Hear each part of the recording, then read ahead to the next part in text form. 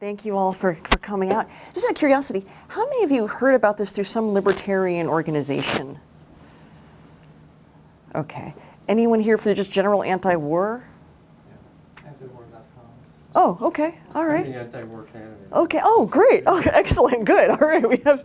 Okay. Because it just. So, but it is just. I'm not mistaken. This is just a kind of dominantly libertarianish crowd because I kind of wrote it for more general audience. So, if parts get pedantic, I can just skip over them. I don't want to explain things that you all already know. Thank you so much, all of you, everybody, Charlie, but all of you for here. I love coming out to speak to people.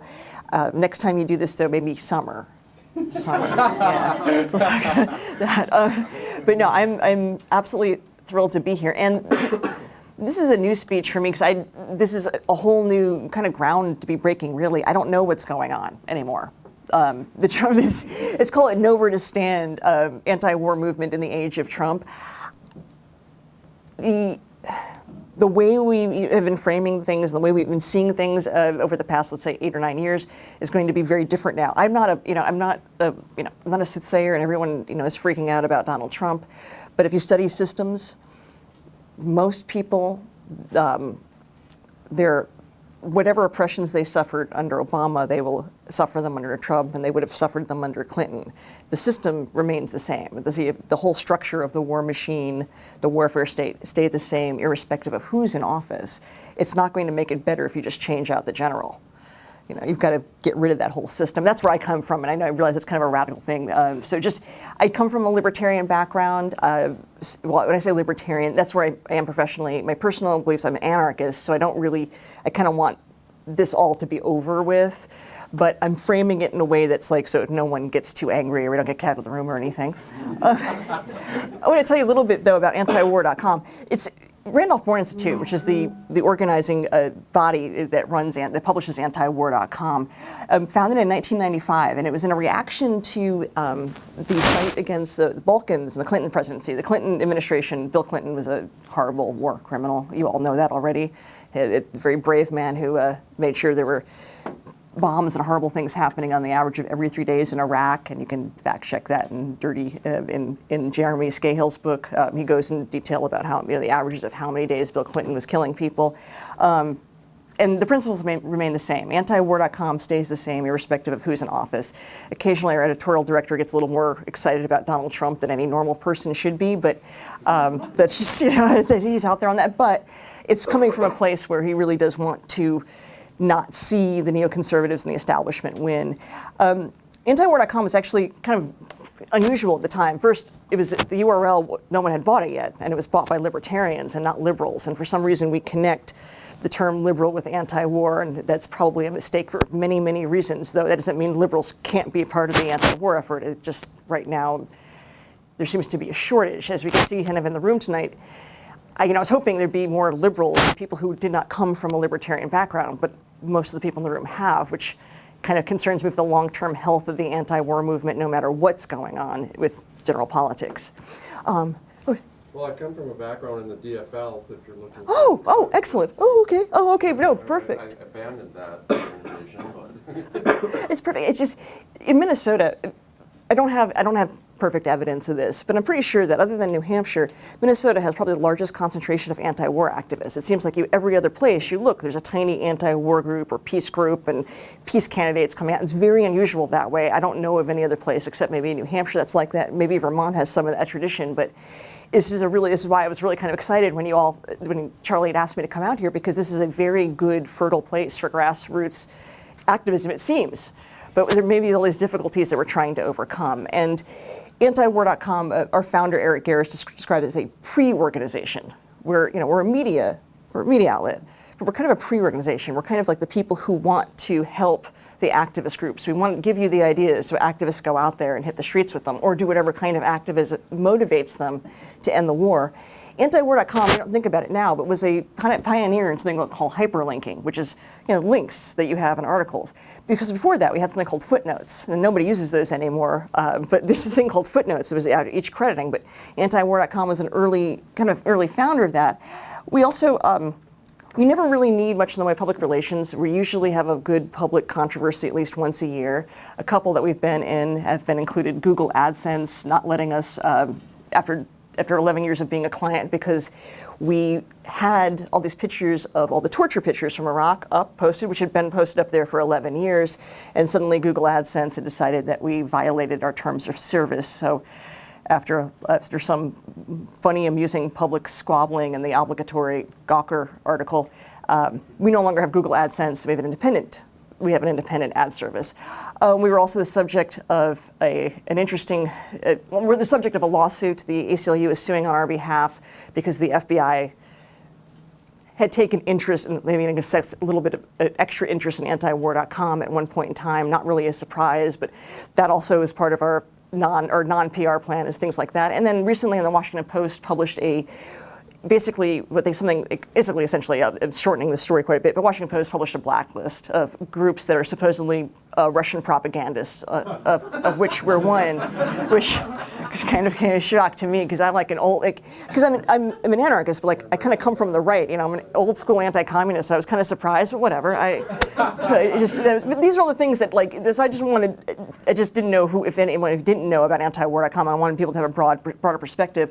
The running gag is we'll print everybody from Pat Buchanan to Noam Chomsky, but it's much wider than that. We print views about anti-war and imperialism from everywhere, and it's a wonderful thing, and we're really proud of that. We're proud that we don't get too involved and washed out in sectarianism. We march with everybody. I get on the streets with Answer and Code Pink, and sometimes the John Burke Society or wherever. I don't have squeamishness about organizing, and it kind of have to be that way, because as we see it tonight, the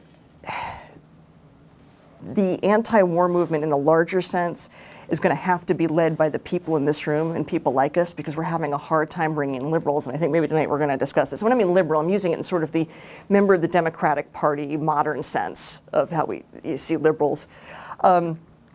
Usually in normal speeches, I kind of the meat of the article will kind of be three things. One, the Trump, never Trump effect. And then we're going to look a little bit at Trump's views of some of his foreign policy people he's bringing in, and we're going to look at some of the economics too. I do like to always start though with something from our news editor, Jason Ditz, and because every single day something like this happens. Yesterday, for example, the Pentagon seeks to expand involvement in Somalia. And as Jason put it, despite being presented as a fresh perspective on the long fight in Somalia, the Pentagon recommendation basically is more direct U.S. involvement, more embedding of forces, more airstrikes with fewer restrictions, and a plan that really hasn't worked well anywhere else.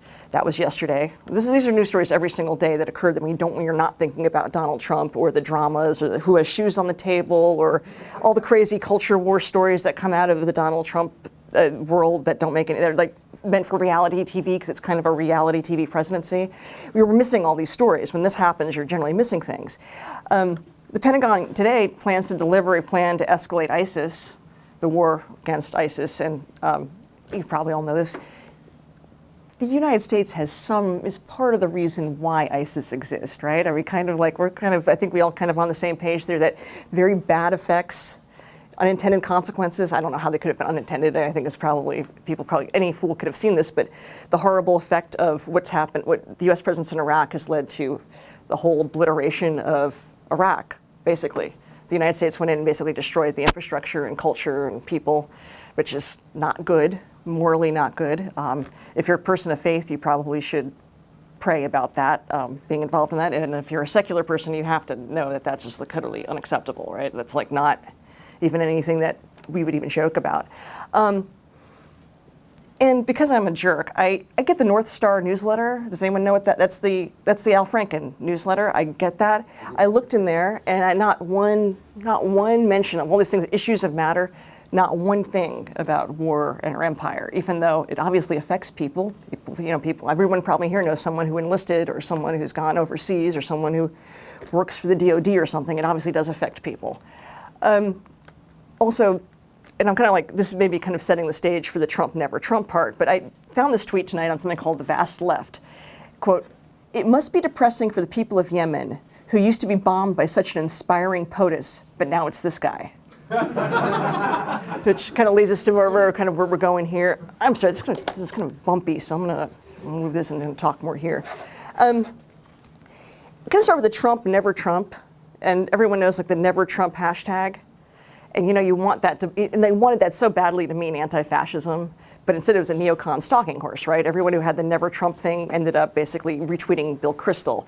Bill Kristol's contributions to society include orchestrating a genocide. So I'm not sure Bill Kristol's the person we should take, and besides the fact that him and all of his friends and family are consistently wrong about everything all the time, and have been for 20 some odd years. And so I don't know why people thought never Trump was a good thing, but it caught fire. It caught fire with a lot of young liberals. It didn't catch as much fire with Bernie supporters as much, but there may have been a little bit more like, But with liberals and Hillary Clinton people, they loved it. They loved the never Trump thing. And Hillary Clinton, we all knew her record going in, but liberals and this is the same thing that happened with Barack Obama. Barack Obama told everyone he was, he was going to dial down the war in Iraq. Well, it wasn't him to dial down. He had to get out. There's a status of forces agreement up. So, I mean, that complete nonsense on his part. But he said clearly to everyone that he was going to expand the war in Afghanistan and then expand it into Pakistan, which, kind of nominally a non-NATO ally kind of thing, like if I'm going to like beat up my neighbor just because attitude. That Barack Obama was very clear that he was pro-war and that he voted for more war, but he got somehow framed as someone who'd be good as a peace candidate. This time there was no pretense of it. And the good thing about having like a comic character, cartoon people like Donald Trump running is that it kind of ripped off the facade of this nonsense, right? Because now you're seeing Hillary Clinton and all these people and people who call themselves feminists, even though I don't remember feminism being at the top, imperialism being at the top of any of my feminist agenda meetings, like, we must have more empire, you must expand and kill more women and children everywhere. You saw, now it was very open, that liberals march in lockstep with war is a good thing. And Hillary Clinton, her expertise that was considered an important part of why she should be president. She has foreign policy experience. What we mean by foreign policy experience, it means that she destroyed Libya. Okay, like if you probably collapse a nation state, you probably shouldn't be allowed in polite society, let alone running for empress or whatever the job we call it is. I have no sympathy for that position. I have no sympathy for this position that I voted for people that voted for Hillary because they thought Trump is a fascist. I don't have any sympathy for anyone who voted for either of these two people. Everyone knew on the agenda what was coming through. Everyone was very clear. Trump very much said he couldn't wait to round up Muslims and torture their relatives. And this whole thing is like Islamophobia. It's like Frank Gaffney. The Frank Gaffney, David Horowitz loony bin has come out and now is in full life, living color in front of everyone now. That's now part of our normal discussion. Trump told you this. He was very upfront. Hillary Clinton, you already know, she had a long history. She's been a hawk, and she's been in public life for over 30 years. Everyone knew her history.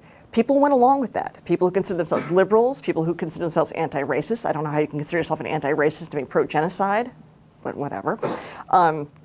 These are the enlightened people. The enlightened people, serious human beings, believe in war and empire. And this is sort of the attitude, right? Serious people do believe in killing other people. That's how you get to be a pundit.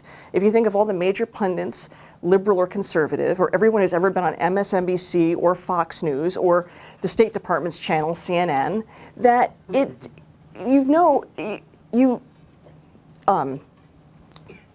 a one point of view. They have different people tell the point of view. They'll have people from different genders, races, sexes come and tell you the point of view, members of different parties, but it's always the same. It's always the right and left wing of the pro-war party. You don't have alternative views that you see very often. Occasionally they'll let some weirdo like Ron Paul, or there's a new young Marxist professor they occasionally let on CNN to say something that Ron Paul used to say. Now that Ron Paul's older now, they get a young guy kind of coming in. But yeah, it's a young Marxist. They let say that position or something, and then it's considered the weirdo position, right? It's not a serious position. Being for killing people is the serious position, and I kind of want to emphasize that because that puts the never Trump in a much more sinister light. Trump's a piece of garbage, but we knew that a long time ago. I used to read Spy magazine when I was young. I grew up in New York. I know what Donald Trump is like. Most of us who've been out in the world, we've seen television. Most of us have TVs. It's not as if that was a surprise. The framing him as the most fascist thing in human history seems a bit much, considering that. Well, he could very easily be a fascist. He just inherited the Obama regime, and Barack Obama expanded the presidency so much larger. But before he did that, George Bush did that, and a whole list of people. I mean, the presidency will continue to get bigger and bigger. The structure gets bigger and bigger. The war machine gets bigger. Even if some nice person kind of inherited, they'd suddenly become, the emperor. He or she probably wouldn't scale that back. I don't know. It doesn't. You're voting for empire. You're voting for police state. You're voting for being taxed to pay for it every time you vote. And it doesn't matter who I vote for, what I do. I don't actually vote, but theoretically, no matter what I do, I'm still going to end up with the same result. So seeing the Trump never Trump framing is a kind of a circus. I mean, it was great PR for everyone involved, and Trump's even richer. And it's not as if Clinton has gone away or anything. So, but we have that. And people tried to flame Trump as the peace candidate. And here's some of the things. He said up front he wanted to undermine the deal with the Iranians. Now, probably from critical theory perspective, the Iranians are probably getting screwed in this deal. However, the deal overall is a good thing. You want general, peaceful, easy relationships with the Iranians. They don't have a nuke that's going to hurt you. They don't have a nuke at all. It's nonsense.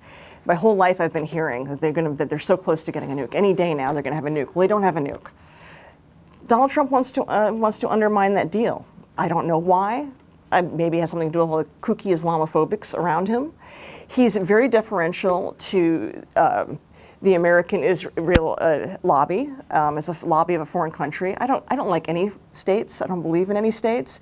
I don't particularly like Israel, but I don't like any states. So I think a little too much deference to any particular government is always going to be problematic, and especially one that's involved in apartheid.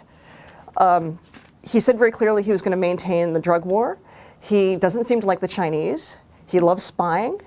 And he wants to deport everybody, including victims of people who might be in the drug, victims of the drug war, victims of these other wars. And so, yeah, I don't know how, Trump is only the peace candidate if your standard is so low.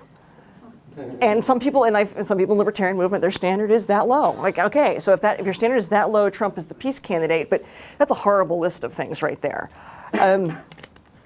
The only thing that stood out with Trump is that he says he was against the Iraq War. And that's a good thing. I'm trying to see the positive in that. Because you should, any decent human being, anyone who isn't a moral monster, should be against the Iraq War. So that's not really something original or profound or stunning. It's only stunning that we heard it from a Republican and heard it from somebody who'd been on a reality show. So that's kind of like where we are is that I shouldn't have this water bottle flying around here. So that's where we're starting from. We're starting from this Trump, never Trump position. We're not going to get any anti-war effort based on that. So we have to not think so much tightly about parties. Every discussion that we have about these things, by the way, so the framing of every political discussion is Republicans and Democrats, as if it were Protestant and Catholic. It's like that kind of division, and it's very serious, and people take it very seriously, and they're very personal about it. So every discussion is impossible to have, because if I start criticizing Clinton, someone is going to assume that I'm for rounding up Muslims. That's how brains people think. Now, some of that's their own because they're not very bright. And I'm not sympathetic if you're not willing to learn how to think, but it's almost like you'd think that was a deliberate framing of everything so that you can't have discussions about the things that matter. Racism is going to be here, all the different oppressions, everything that the police do, which I'm also against, is going to be the same. And it is the same, except Trump is going to make it worse, and he inherited all this power. Clinton would have made it worse too. It's not going to make any difference. So far, we're now like a month or two into this. What is Trump's actual foreign policy? Well, I looked at some of the things that my buddy Scott Horton, and if you don't know who Scott Horton is, it's the best anti-war radio show podcast out there. These people are it's also kind of the low standard thing. These people are slightly better than neoconservatives. When I say slightly, I'm saying slightly better. None of these people are praiseworthy or you should endorse. Rex Tillerson for Secretary of State, ExxonMobil, former CEO, he's what we call a realist. Which means he's slightly less inclined to bomb the crap out of everything. That's what that term usually means in foreign policy anyway. Less bad than a neoconservative. But basically, as Scott put it, he represents the establishment prior to liberal internationalists and neoconservatives, pre-soft power. So Yeah, he's going to be slightly ever so much better, and because he's probably because of big oil. I'm not a fan. I mean, this is going to be horribly misinterpreted. I probably don't love giant oil corporations, but I do think that perhaps because they are self-interested and motivated, they may be less inclined to bomb the hell out of the Middle East. So, like I said, very low standard. But as Scott also put it too, there really isn't a very deep bench for foreign policy because it's basically neoconservatives and friends of Dick Cheney. So you don't have anyone who's left. But this is the part that's really hilarious and bad. Hillary Clinton did not realize that having neoconservative support was going to hurt her, and which it did. It certainly did. Maybe not in some obvious ways, but by people who sort of think through these things kind of would back off. But basically, this is a quote from Scott Horton. I did not say this, so please don't take it out of context. He's Kissinger. Kissinger's less bad. And Scott put it, Henry Kissinger's a war criminal, which means in DC, the most credible one of us. Okay? And Scott does a great job on the Liberty of Lions podcast talking about that. But yeah, Rex Tillerson is credible and serious and less bad because he's like Henry Kissinger. And I just said that, wow. Yeah, Henry Kissinger is less bad. Okay. Go on to there's quite a bit too on James Mattis coming out and H.R. McMaster, I wanted to say a little bit about McMaster before I kind of skipped over to the next part.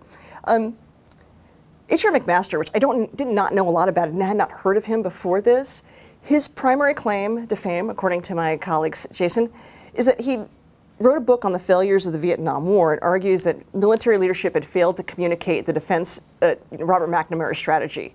And he goes on to saying that military actions intended to show American resolve tend to fail if they lack concrete military objectives, which just means that McMaster believes in having a good series of bullet points before you go in and bomb the hell out of or kill a bunch of people on the ground. You should have bullet points that you follow, maybe check them off. Maybe you tweet them out each day as you complete them. But that's what he means by that. But I'm sure that. Excuse me? Is that the Paul doctrine you're talking about? It could be. He just wants it. It's basically with McMaster. It's just that he wants to be organized and clear in his killing, and I don't know if that's really what many of us want. I guess I prefer less organization in that. So we're actually seeing what's going on now in the Trump administration, and there's a lot of disagreement. There's a little disagreement at Antiwar.com among the staff, and disagreement among people in the libertarian movement on what this all means. Scott Horton always says you can count on a politician to keep all of the promises of the worst things that he or she says, and will not do any of the good things. Now, there were some good things. And what were some of the good things that Trump did promise? He promised to make peace with Russia. That's a good thing. You don't want to have constant hostilities with everyone else, especially someone like Putin. And I'm enough of a racialist kook that, to me, Putin's a cartoon character, not a real person. So I don't really get the total humanity of it. I just know I don't want to fight with him. I don't want to fight with any of these people, especially ones who have nukes. I just think that's just rational, and that's like self-preservation. I don't think that should be controversial. It strangely is. Even among libertarians, it's quite controversial. So basically is that Trump doesn't want to have Russians annihilate us. That's good. And the whole thing with NATO wanting to pay its own way, that's all kind of fallen apart already. And as of tonight, Donald Trump wants $54 billion more dollars for our defense. And we're going to talk about some stats here. DefensePriorities.org, and I also looked at Paul Jay from Real News, and he has a great interview with this Colonel Wilkerson, who you should definitely read more about, but he worked under Secretary of State Colin Powell, and he also goes into quite a bit of detail on the stats, but I'll give you a few here. This is from Defense Priorities. The U.S. outpaces all other nations in military expenditures, all others, okay? World military expended totaled $1.6 trillion in 2015, and the U.S. accounted for 37% of that. The U.S. military expenditures are roughly the size of the next 7 largest military budgets around the world combined. That's, wow. So obviously we need more, because we're going to go to Mars next and colonize it. He wants a 10% increase in military spending, and and U.S. military spending dwarfs the budget of the number 2 country, which is China. For every dollar China spends on its military, the U.S. spends $2.77. Wow. I don't know. Yeah. So we need to expand the war to Mars so that we can go farther with that. And that's that's what I'm okay. So all those things are what we're dealing with under the Trump regime, right? That's what we're coming in with. Can we build a anti-war movement out of that? Now, a lot of you come here from libertarians. A lot of smart, and when I say libertarians, I'm including the whole block of libertarians from the classical liberals to the anarchists. But the wise-ass answer is always, well, then the liberals will be back. I haven't seen too many liberals.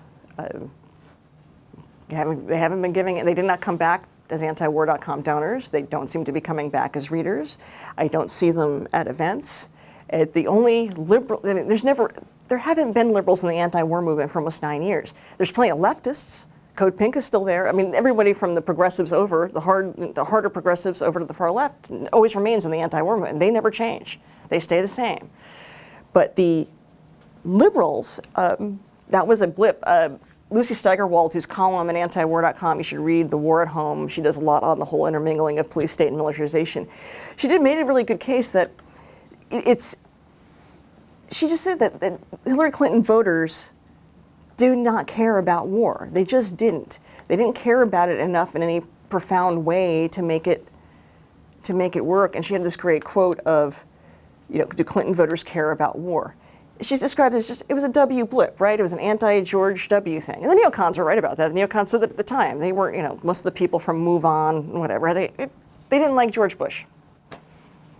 Or whichever, I get the Bushes now mixed up in my head, but they didn't like the last Bush. And that's all it was. And I remember in Austin, a march with 10,000 other people. There's probably 100 of those people I'd still be marching with, because basically, at least 100, because Austin has a huge population of both anarchists and leftists. But yeah, it was about George W. Bush. And that's true. And that's kind of, there's no getting around that. There are people, though, this is really sad. So I did this I did like a long search to try to find an example of this. And this is so, absolutely so sad. But I found one person. Let's see if I can find him again. A guy named John Coffman, who describes himself as a liberal. I found this one op-ed in the paper in Madison, Wisconsin, which is kind of the place I would expect to find something like this. And he writes, it's a really good time for an anti-war movement. And he follows antiwar.com on Twitter, and I believe he's quite sincere about this article. But this is but he says the problem, and I kind of want to read this part, because this is the part where I want to hit my head against the wall. If there's any consolation to be found in the election of Donald Trump, it is the opportunity to make anti-war protests great again. Most liberals and progressives were willing to overlook Hillary Clinton's militaristic sympathies during the Democratic Party and the national election. I certainly did, arguing that Clinton's experience as a diplomat and the weight of the presidential responsibility would temper her more aggressive side. Wow, that's really hopeful. Yeah. So this is kind of a little insight into this. Now this man, and sure, this man wants, and I want to organize with him. I want to help. I want this man to come back. I think this person is very, very rare, though. This is kind of how he sees This is kind of how he sees a little bit of what he hopes for. Let me see here. Now would be a really good time for liberals, and he puts in parentheses, and anti-war libertarians. The vast majority of libertarians are anti-war, right? Because most of us are anti-state, or we're against welfare, and Pentagon's a giant welfare machine, or we're against killing children. It shouldn't be. It should just be obvious. And he also mentions here too. He says there's some great peace groups, and they've been there. But he mentions the Women's March on Washington did not explicitly speak out against imperialism, which used to always be kind of at the top of the feminist agenda, was being against imperialism. The website of the Women's March does address issues of violence against individual women and minorities, such as domestic violence, police brutality, but does not mention the state-sponsored violence of war. That's just a whole big missing area, though, of your critique. If you're critiquing power and you're critiquing the state, and you're not critiquing war and the empire, you're basically just supporting a lot of bureaucracies that oppress people in slower, less obvious ways. There's no reason for any of this. This article, I mean, this is great. If you look it up, his name is John Coffman. But part of me, it's like, and the anti-war libertarians, we've been here the whole time being against the war. Now, granted, we're not terrific organizers, and there's a lot of squeamishness. A lot of people, don't want to get in the streets with code pink. They're afraid to be photographed with someone in a pink costume. They'll let, it doesn't care how many children lose their limbs, but just as long as I'm not seen with any emo progs or anything, then it's all good. I can feel good about myself. But I do believe Mr. Coffman's wrong about this. He says, given that there's no single large war the U.S. is heavily involved in at the moment. Okay, I know he reads antiwar.com, so I think we're having a little bit of disagreement here about what's actually going on in the world. Some of my colleagues count at least 8 hot wars. Doesn't mention that the United States has a presence in 110 countries and territories around the world. My figures might be old now. I get everything from between 700 and 1,000 military bases. It's a lot of real estate, a lot of people. And when you're talking about a base, a base is stealing some other country's property, putting a whole bunch of stuff on it that they can't use, screwing everything up locally and letting drunken teenagers run wild, because where is your military drawn from? Pool of youth, right? So you're getting a lot of 19-year-olds running around, driving drunk, running over the locals. That doesn't really go over well, but that's basically what our military base system is. No one's going to say it like that because everyone wants to support the troops, and I want to support the troops. I do support the troops with my damn tax money. Okay, which is taken from me. So I don't want to support the troops. I don't want to support any of that nonsense. And I can't get my head around liberals who will vote. They just so that they can have symbolism or feel good about themselves, they'll vote for more war every single time. Now the Trump voters, I don't know what to say. You voted for a cartoon frog. Okay, I'm not even touching that. There were other options. If you felt inclined to vote, if you felt like you had to do this, you could have gone into the vote and voted for Gary Johnson. Gary Johnson, as we know, probably has too many edibles, because I can tell by the speech patterns. And our founder would point this out to us, this is what our founder would say, I think he had an edible this hour, and that's why he's like this. But, he's too stoned most of the time to have done anything. Okay, the Gary Johnson presidency would have been much less complicated, especially if Bill Weld had stayed out of it. I mean, it would have been really much like, you could have voted for Jill Stein. Now, I know Jill Stein's doing all kinds of crazy things. Trust me, Jill Stein would have been 100% better. I'd take any, I was going to say any commie chick, that's not the way to put it. Any woman, any socialist woman, I will take over most of what's being passed to me. And I'm not, I'm a right-wing kook, I'll admit that. But I'll take any of this. It's like, I would have taken Cynthia McKinney. She was great against war. I mean, she never compromised once on that issue. You never have to ask Cynthia McKinney where she is in the war. She's on it. And if you look back, the whole Ron Paul signing with Ralph Nader and Chuck Baldwin and Cynthia McKinney and Dennis Kucinich, the thing that Bob Barr didn't show up for, he came late or forgot to come or whatever the story was there. Libertarians, once again, missing an opera, always screwing it up. It seems like that was a really important moment now looking back, because that was probably the last time we were going to get people on the basic issues, which, came down to things like, basically essentially a nice version of end the Fed and military and debt forgiveness and all the other, just the basics that any civilized person would agree on. And those are not differences that divide leftists and libertarians and old rightists. Those are all kind of the same thing. We want those things, and they're very concrete, and they're very pro-people things, like getting rid of centralized banking, basically getting rid of our standing military. That's pro-people. Those aren't pro-power.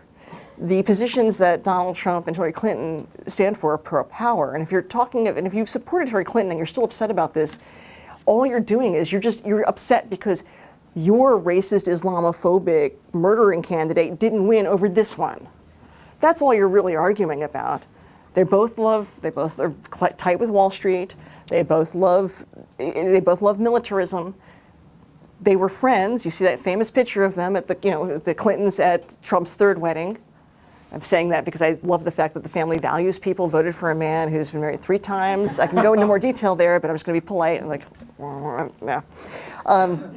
That's a whole other direction I don't want to go in, but that. There are people who are angry that their murderer, their warmonger didn't win. Trump's a horrible person. He's going to be worse on everything than I probably think he's going to be. Presidents never fail to not disappoint me. until I just ran out of standards. He's going to be horrible. He's going to expand the warfare state. You already have seen the chaos he's brought in with the deportations. And it is creating chaos. I mean, but as any leftist will tell you on Twitter, Obama had more deportations than any president in history. So why now? And this is a horrible argumentation. Well, he didn't care then. Why the hell should he care now? It's not. People want to say that it lets off steam, right? It's just like, well, where the hell have you been for, the better part of a decade? But it also just, you can't really be allied with people or build a coalition with people who aren't strongly anchored in a serious value, and this is the case, it'd be against state-sponsored violence, against mass murder. And I'm no longer interested in this is something I've been kind of pushing among the libertarians because I've just had a fit with a lot of older libertarian leadership. I am not debating with other libertarians anymore about which ideology is better to kill children with. I thought about this a lot out of Nora Alawaki, because we have to kill every member of that family. She was 8 Navy SEALs came in. This raid happened, about 3-4 weeks ago? And some of my my brother and sister libertarians did the thing where, is nationalism, is neoconservatism slightly better than nationalism? And this was an actual serious debate among actual serious people in libertarianism. That's a great academic debate to have. It does not belong with antiwar.com, though. And this is not a debate I'm going to have. I don't care no one has ever said, gee, I'd rather have a neoconservative kill me, or I'd rather have the first woman president murder me and wipe out my entire family than X. No one's ever said that in human history. At least Barack Obama killed my family and not Donald Trump. No one says that. So as an activist and someone as an organizer, I'm done with these kind of debates within the libertarian movement. I don't care. If you are pro-kill, if you call yourself a libertarian and you're somehow now arguing over the specifics of which group of people gets to kill, you've missed the entire point of being against the state, of being against the institution, against in this case, the largest military might in human history, the strongest force in human history. That's what Donald Trump has control over. That's what people are arguing about, who gets to control that.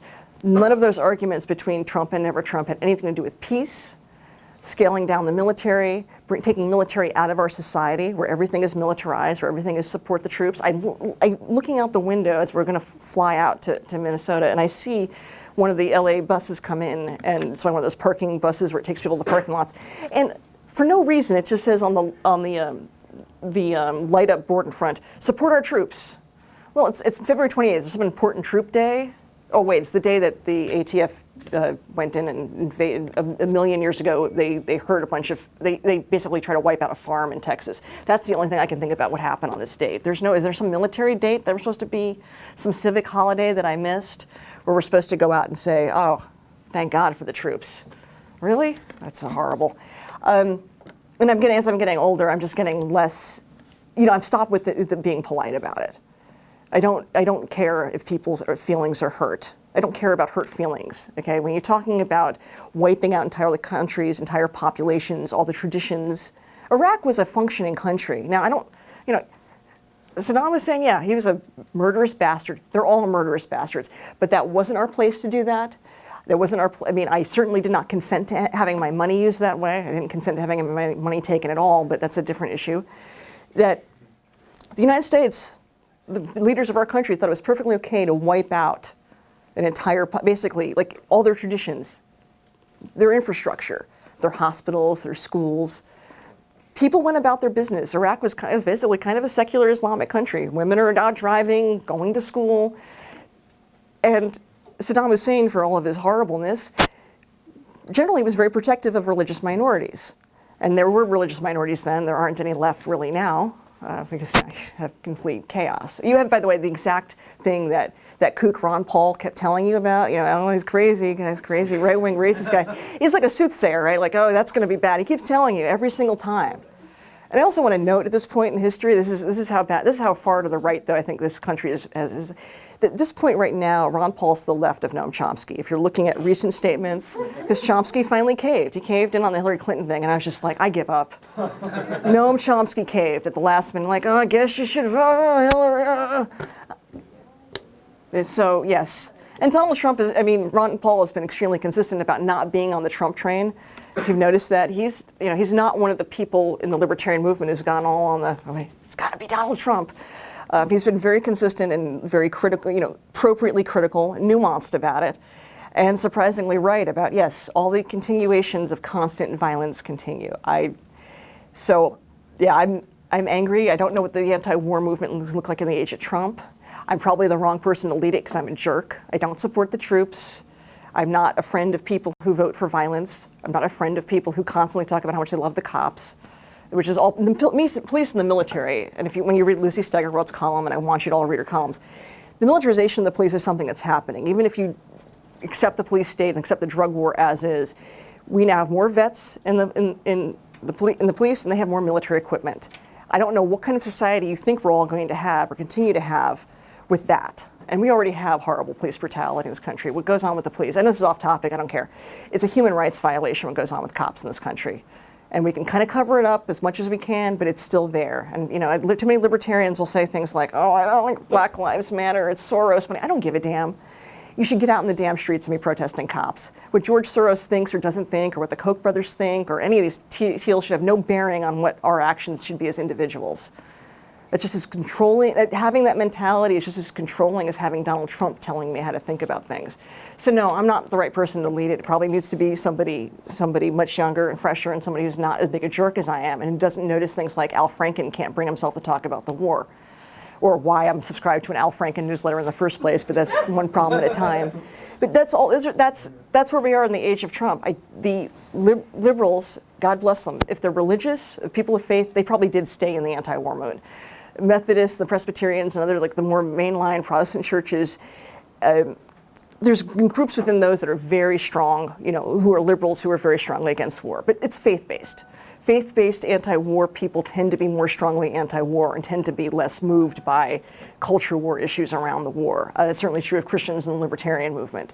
It's a very big issue to them, and it kind of goes beyond their libertarianism. It's faith, it's faith-based. You shouldn't be killing people. And you probably shouldn't be calling your brothers and sisters of Christ illegals, as one pothead at the John Birch meeting told me. When you're saying illegals this, illegals that, that's really not a good term. If you believe in Christ and all that kind of, that's wrong. You shouldn't say that.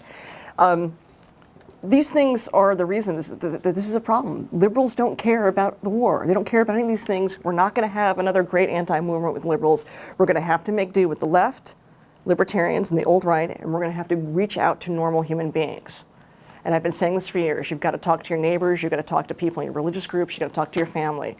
That's where the anti-war movement's going to be. It's not going to come anymore from the liberal activists. It will never come from the Democratic Party, no matter how much. And I don't know what George Soros throws money at. He doesn't throw any money at me, but he should. I want to do something. I'll do something with it. That we're not going to see. You're not going to see liberals in the street. We need to give up the fantasy. They're not coming back, and they never were committed to it to begin with. And I think that's a horrible thing. It sounds like a mean, cruel thing, but it's the reality of what I see. I look at social networking. I live in the world. I watch television. I talk to people. People who voted for Hillary Clinton, they don't care about war. At best, they may be supportive of it, especially all the people who supported intervention for all these nonsense reasons, like it was better for women. No, war's never been better for women. Anyone who makes that argument's a jerk. It's never, that's never in human history, war to liberate women. There's no such thing as a war to liberate anyone, by the way. You liberate yourself. And we're very, very married. Everyone in this room in some way or another is going to use the word democracy unironically, or they might like democracy or might not like democracy, but it's sort of like this baseline. This idea of spreading democracy around the world is just a euphemism for violence. That's all it is. It's a euphemism to overthrow regimes. If you want to overthrow your regime in your country, that's your business. But when the CIA or the State Department does it, it's my business, and I'm against it. And I don't want to be involved or implicated in any of that. And what I've been saying to people internally inside the libertarian movement is every time you see elder libertarians saying things that are going to lead to more war and empire, stop it immediately, because that stuff spreads and that becomes common wisdom among people. That needs to stop. If you're not in the libertarian movement, if let's say you're on the left, the left has been pretty solid on this. The problem is the left in the US is, 400 people. I'm sorry, I'm going to get horrible, angry emails about that. But it's not a very large group of people. I probably have had some communication or have read most of the leftists in this country that are, that write about war and empire. It's not difficult to do that. It's that small. The movement is going to have to come from the people. And I mean, the non-activists, normal human beings, people who don't obsess about kind of economic theories or any of these other things that a lot of us think, that people in here probably think about that normal people don't. And if you had a normal life, you shouldn't. The kind of world I'd like to live in, and as much as I give him a hard time, Justin Raimondo said this about, during the Gary Johnson Aleppo thing, right? Gary, Aleppo, what's Aleppo? You should be in a world where you should be able to walk around stone and not worry about Syria. I want people to be able to live in that world, and I hope that you can all live in that world someday. You don't have to worry about, our countries are just overthrew. And in prior discussions before I just became an angry person in the past couple of years, I used to talk about Syria as a civil war, and it's not. I mean, if you listen to Scott Horton's show, and we realize now that it's a CIA coup, and I realize it's a kind of making simple a complicated thing, but the United States ruined Syria. And that doesn't mean that I think Assad's a great human being. I'm sure he's horrible. I'm sure he's a wretched human being who will burn in hell. That wasn't for us to do, and Syria was a highly functioning country. And that's just unacceptable what happened there. And to think that those policies are going to continue either way. And they're going to continue because the Trump Pentagon's going to put more troops on the ground for ISIS. So so anyway, now that you've heard my anger and all my ranting, are we good on time? Yeah. Oh, okay. 30 minutes. All right. Q&A if you want. I will take any questions. I don't know answers to anything. I will make them up or look them up sometimes. Okay. Oh, Colleen. One thing that's happening that might change everything, I don't know when it'll happen, and this actually comes from Larry Wilkerson. The people of the United States, really, it's not humanly possible to care too much without a draft, without American casualties. There's been about 2 million Syrians, Libyans, Iraqis, some of them drowning, but mutual killing after we started it. But there's been about 2 million foreigners that have been killed, but very few Americans. And so now we're drone bombing and aerial bombing, and so we don't get very many casualties other than suicides. And then the third thing is all of the costs, which Trump says are $6 trillion, have been put onto the national debt. So we've gone from $5 trillion national debt, which was what, 9/11? We had $5 trillion. Bush took it to 10 trillion, it doubled. Obama took it to 20 trillion. If Trump is worse, he'll take it to $40 trillion of national debt. This is just printed money. So there's two things happening. One, complete Ponzi scheme. We can't possibly pay this money back. This is going to burst at some point. This is what the libertarians actually say. I agree with them. It's just when we don't know when it will burst. When it does burst, everything will change. And the other thing that's happening from Larry Wilkerson is the recruiting of the military. It was really hard to recruit people to join up for this, like you say, killing babies, and it's pretty well known even though we say support the troops all the time, it's not the hero worship as it once was, and it's a poverty draft, people who can't get jobs, etc. It's become so bad, there are 60,000 military recruiters now. They've put 3 brigades of the military into recruiting.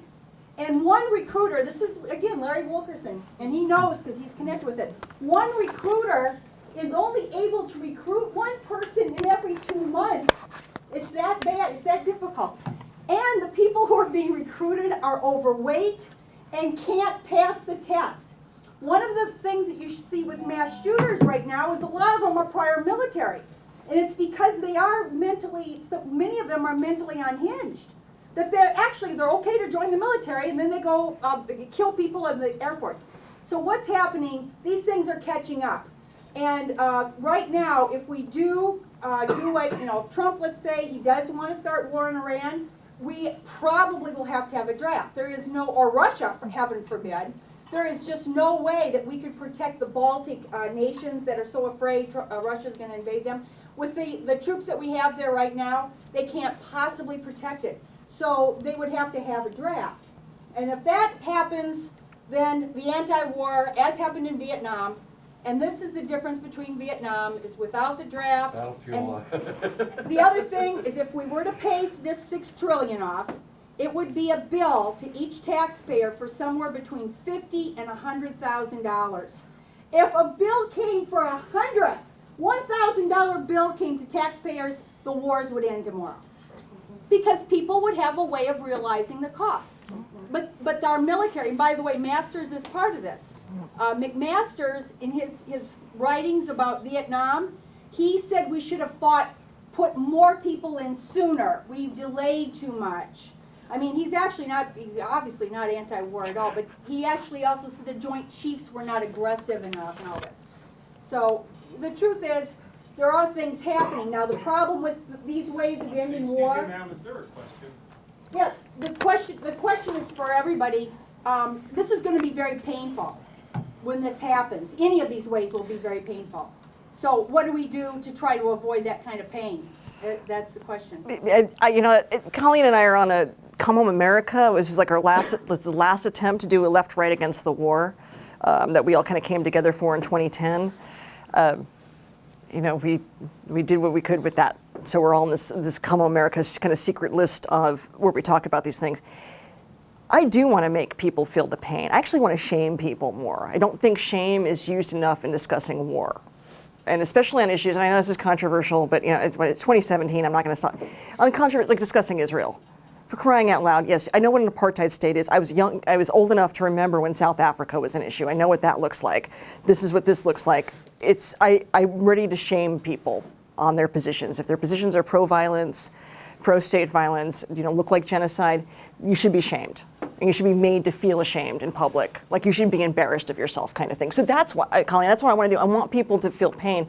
I prefer, though, that the whole economy not bust on everybody, but, well, everyone here's been warned, right? Yes. Right.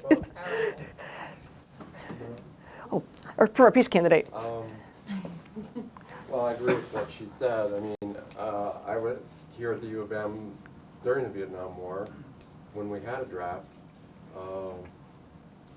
And students were getting gunned down on campus by National Guards. I don't know if any of you heard of Kent State. That's not the only incident. I'm a boomer. We were the largest youth generation in history, and our motto was tear down the establishment and don't trust anybody over 30. It heard that if you don't learn from history, you're destined to repeat it. Well, as she mentioned, the military command learned from history, okay, and they developed the Powell Doctrine, which was a clear, specific set of rules for military engagement, which really was intended to keep presidents from engaging us in these kinds of operations. And so I'm hoping when we, as an activist group, did not learn, all right? When Nixon and Haldeman were elected, they implemented the war on drugs. That was the period of the anti-war movement, the Black Power movement. The war on drugs disrupted those movements, okay, and pretty much ended that resistance. So I think today, if we want to learn from that mistake, I believe in a more political approach. That activism needs a political arm, and we don't have that. All we can do is speak to our neighbors, or, we can't vote for Gary Johnson. I wanted to vote for Gary Johnson, but I did vote for Jill Stein because of that message. And so, where can we actually be engaged? Is it enough to just be angry and share that message with our friends and neighbors? Or do we have the ability to create a movement? Well, where do people's children go to school? Or do you homeschool? This is kind of where I would start too. Like with, how are your children educated? I would talk to people who are talking to your children, teachers, whatever your groups. I didn't really do a whole lot of conventional schooling, but you have PTA boards, I'm sure, and teacher associations. I'd start there. I would also start very much with religious groups. If you have any kind of religious or ethnic groups or any kind of connection where there's some kind of regular meetings or where people get together on a regular basis, that's the place to talk about it there. Because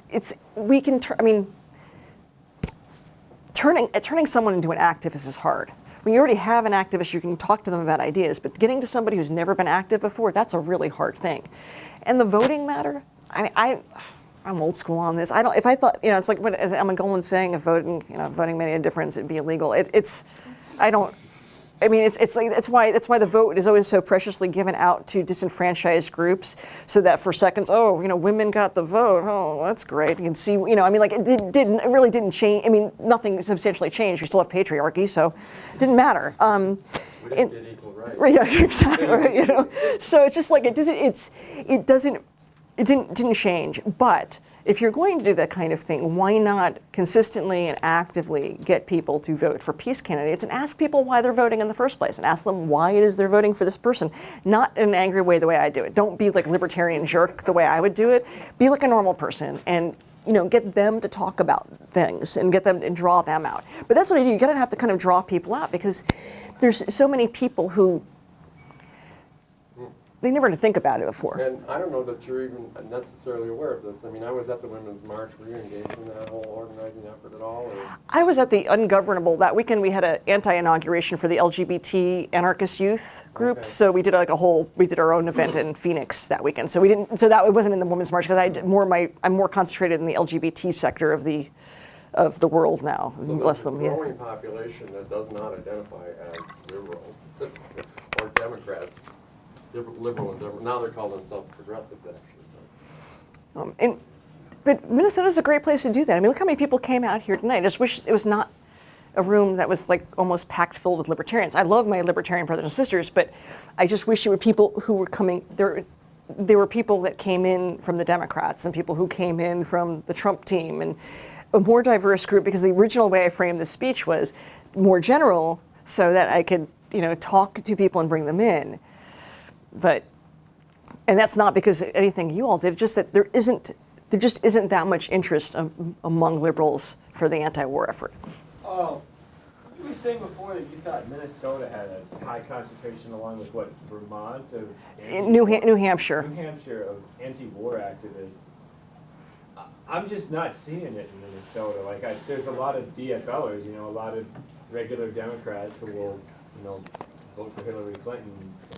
Drop of a pin or whatever, but where is your evidence? I guess where is your evidence for that? Is my other than calling Raleigh? Where is your evidence that they do exist? I don't deny that, but it's like I just don't see the large concentration. They just all seem like regular big government. For the most part, they all just seem like regular big government Democrats who toe that party line and like even the protesters, like, yeah, sure, there's a lot of protesters, but it's all social issues for them and government funding for this, and Trump's a monster and Republicans are all racist and everyone who doesn't agree with. I mean, I just don't see the anti-war continuing. I guess, where's your basis? All right. Well, back early on, when the very first time I actually came out to Minnesota was in 2008 for one of those big Ron Paul things back in the day.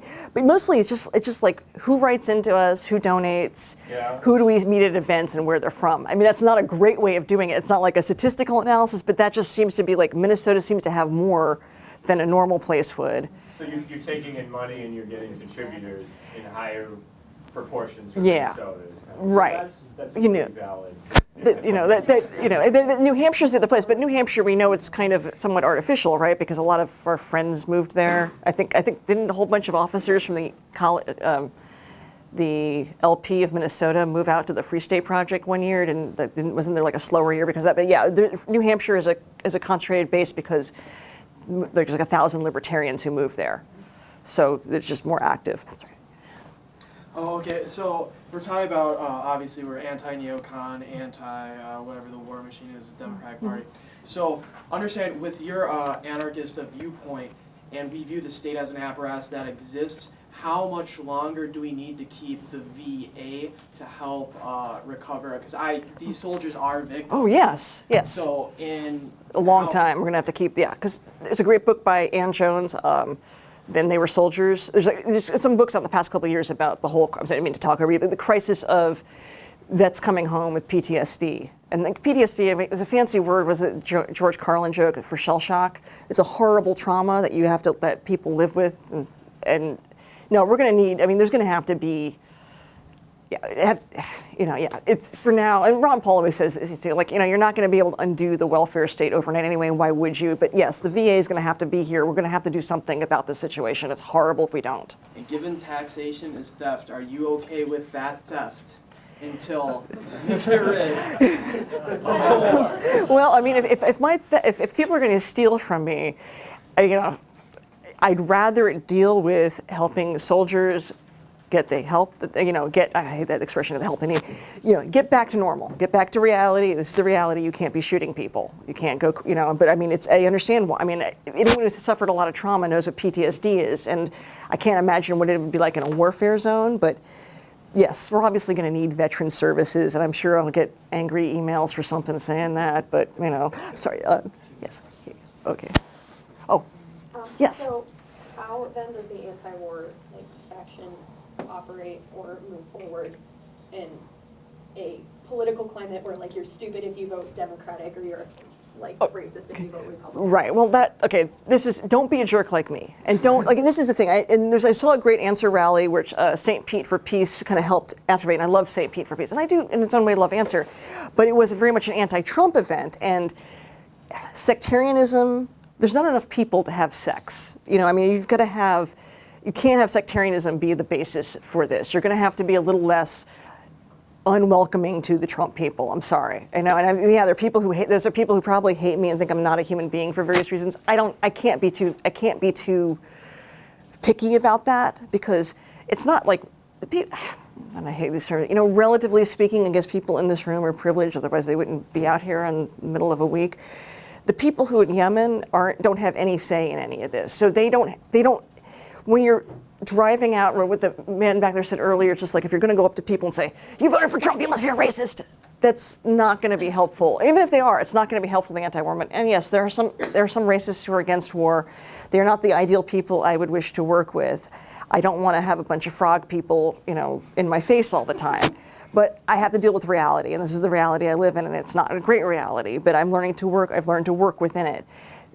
It's just not being a jerk. We're all gonna have to open our brains a little bit, even with people who in some cases, I don't think are very friendly to some of us.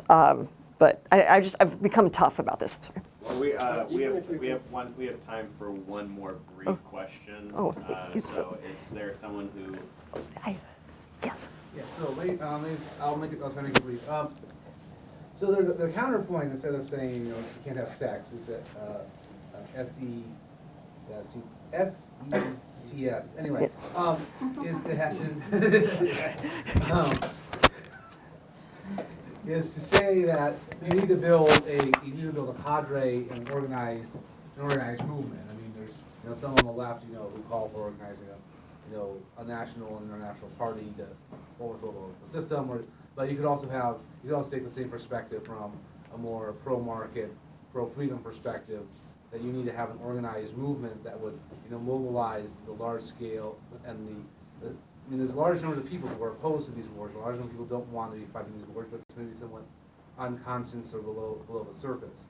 So what do you say to the idea that you do need to have a strong an organized effort to fight back if you're to defeat, the deep state and the national security apparatus? We've tried every so many years, and there's even yet another event, another group coming together, which we're going to talk to Come On America about this. There's actually one more attempt to start a left and right movement.